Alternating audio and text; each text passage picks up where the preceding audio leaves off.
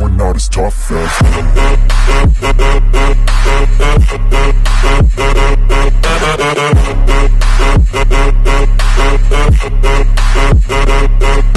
Mega love shoutout po mga ka-Wills lovers po ni Wills TV Mix Vlog.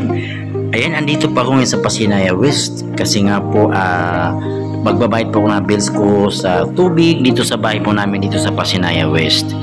Ayan, narito na po ako sa aming tahanan. Munting tahanan po namin sa Pasinaya West. Ito po yung bahay ko sa harapan na wala pang extension po ng aming bahay. Kasi kung may extension po yan, may bubong na po yung extension. Ayan po. So ayan, nagpalit muna ako ng kasuotan dahil nga po medyo maulan po dito sa aming pamamahay dito po sa Pasinaya West, kaya nag-relax muna ako kasi every Saturday po kasi dito half day po ang bayaran po ng ating tubig po sa dito po sa aming pamamahay dito sa Pasinaya West. Kaya kagandahan po dito, medyo may privilege po talaga yung mga malalayong lugar sa Maynila, katulad ko na every Sabado ako umuwi dito, minsan naman Friday. So ayan po, magbabayad na tayo. Moments later, a few moments later. Nandito ako sa bayan center ng ating water kasi nga due date na sa October 2. So maganda nga is meron tayong dito Sabado na office nila, kasi akala ko kasi Monday to Friday, pero pag Sabado pala half day lang siya. Dito po yun sa Pasinaya. Magbabayad na ako ng tubig at saka yung kuryente para hindi na kasi iba kasi yung bayaran dito sa Pasinaya West, iba rin sa Paco, kaya bayaran ko na muna dito para na wala na akong ayan. Dito lang, mas malapit lang pala dito. Akala ko kasi yung kasing street dito, akala ko malalabas pa. So first time ko dito magbayad kasi dati kasi pinapasabay ko lang sa aking kapitbahay. Napag-alaman po namin na may Sabado pala sila na ayan, andito na ako sa aming bayad center po sa Pasinaya West. Nilalakad lang po namin. Walking distance na lang po sa aking bahay dito sa Pasinaya West. Kaya dati po kasi sinasabay ko doon sa aming kapitbahay. Nakikisuyo po ako. Nalaman ko pala na pwede po pala magbayad ng tubig kahit Sabado, pero half day lang. Hanggang 11:45 lang sila pag Sabado. Half day po lang po sila.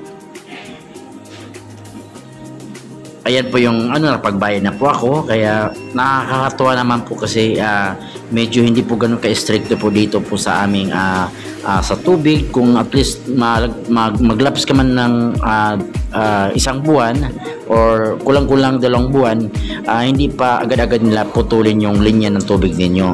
So kung magbayad naman po kayo ng advance, may mga discounted naman po siya na 175 na lang instead na 200 pesos per month po, kasi naka-fix po kasi yung water namin dyan. So ayun, basta na ganitong mga talaga ang mga patakaran po nila, kailangan po natin talaga kung before tayo magbabayad or after magbabayad, may mga kautosang kasi yan sila, mga penalties.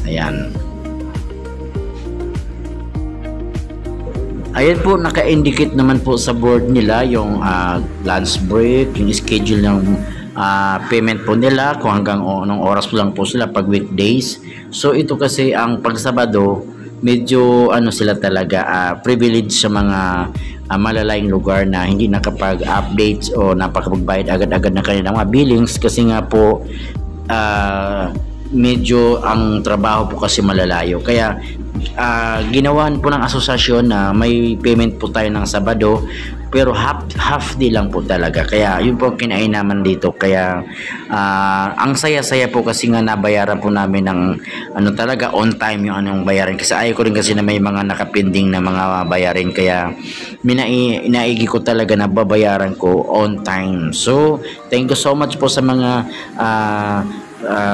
sa cashier po dyan na mabait naman. Ayan, dyan na po ako, nakapagbayad na po ako, pero may katanungan lang din po ako talaga for sure na kung halimbawa mapapanood po ito ng mga katulad ko dito na nakatira dito sa Pasinaya West, may chance po tayo magbayad ng tuwing Sabado po, half day nga lang po sila po talaga. Yan po, Pero kailangan ko muna itanong talaga para marinig niyo yung sagot po ng aking nag-assist sa akin. Ayan. Kung sakali ma-late ng ano, ilang araw ba bago maputulan? Ay, ganun po. Okay. Salamat. Pag just in case kung mangyari yun, saan na kayo pwede ano, dito lang din. Kaya mo lang yung game mo tapos reconnect. Reconnection. Sige, salamat madam. Alin nga dito na yung sabi mo.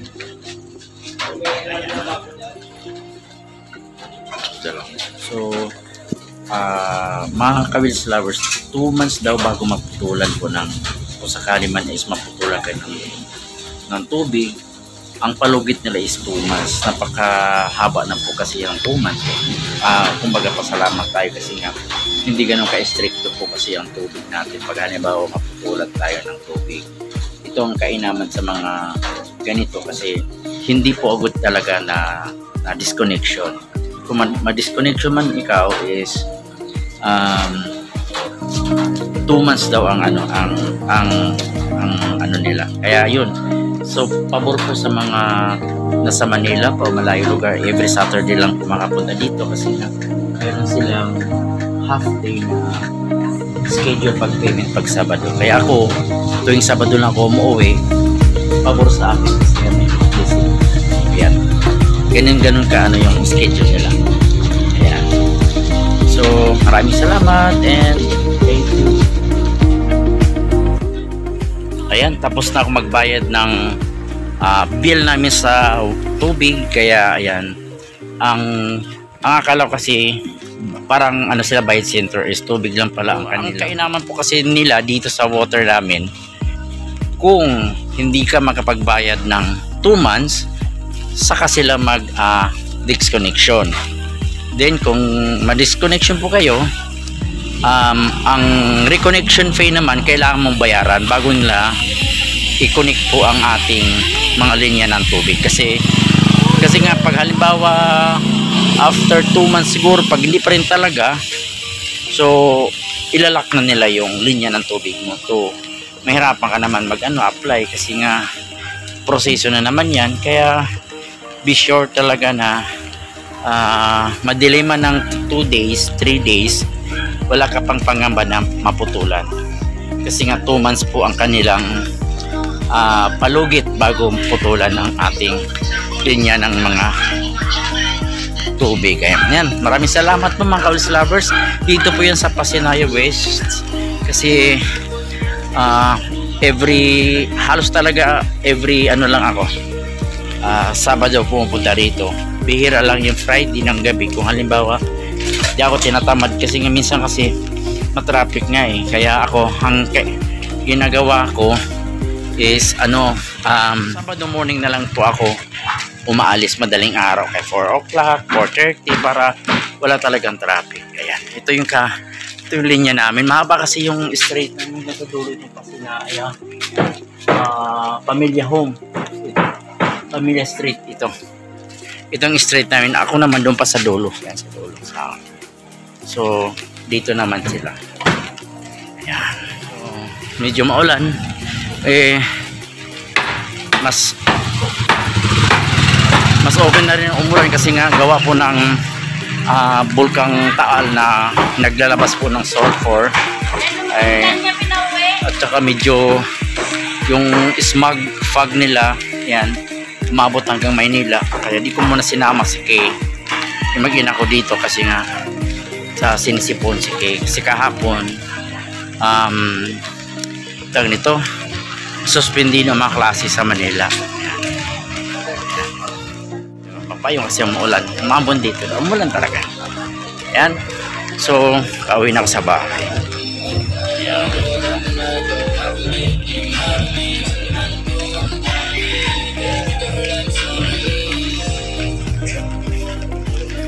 Malapit lang kasi ang bayaran. Malapit lang.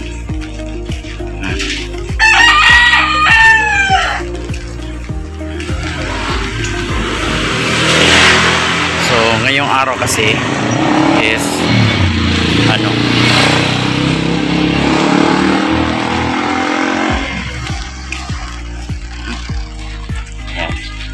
maraming kabahayan na dito. Halos puno ng mga tao din dito kasi itong Pasinaya Home Waste is sold out na. So naka-hold ang ano nito kasi puno na sila. Ayan, puno na sila. Ayan. Kasi 11:45 lang pala schedule nila sa pagsabado. Kaya, ayan.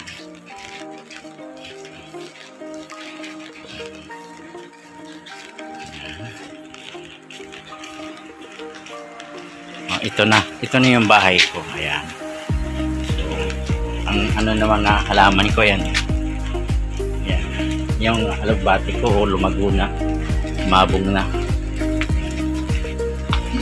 Ayan. Kabilaan po yan. Kabilaan. Kabilaan yung alagbati ko. Kasi umuulan kaya pabor sa kanila.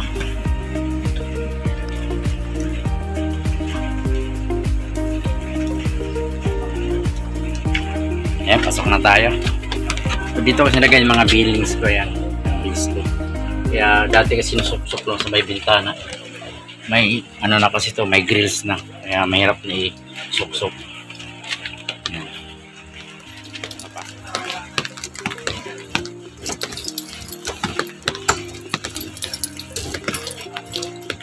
Tapos, yan, dalawang bubulaksi kailangan. Papaitan mo nga ito ng padlock din.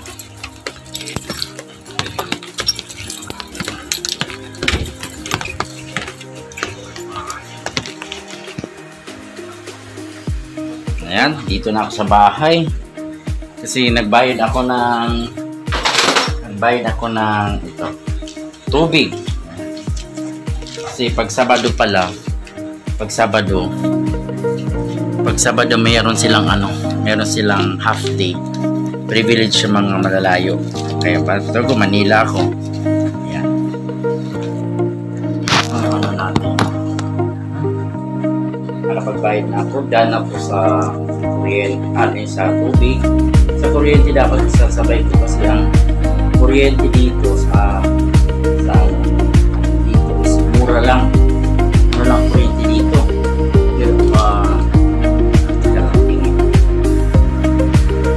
Pero yung ano nila dito,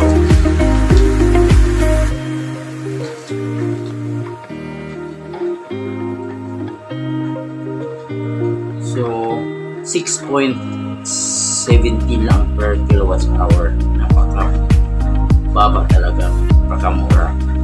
Pero sa Manila nasa 11 point something, basta almost 12 pesos ang kilowatts hour. Pero dito 6.17 lang. So mababa lang kasi 154 kasi every Friday ako minsan dito ng gabi at saka kadalasan talaga Sabado ang uwi. So thank you sa inyo lahat na pagbayad na ako. Thank you.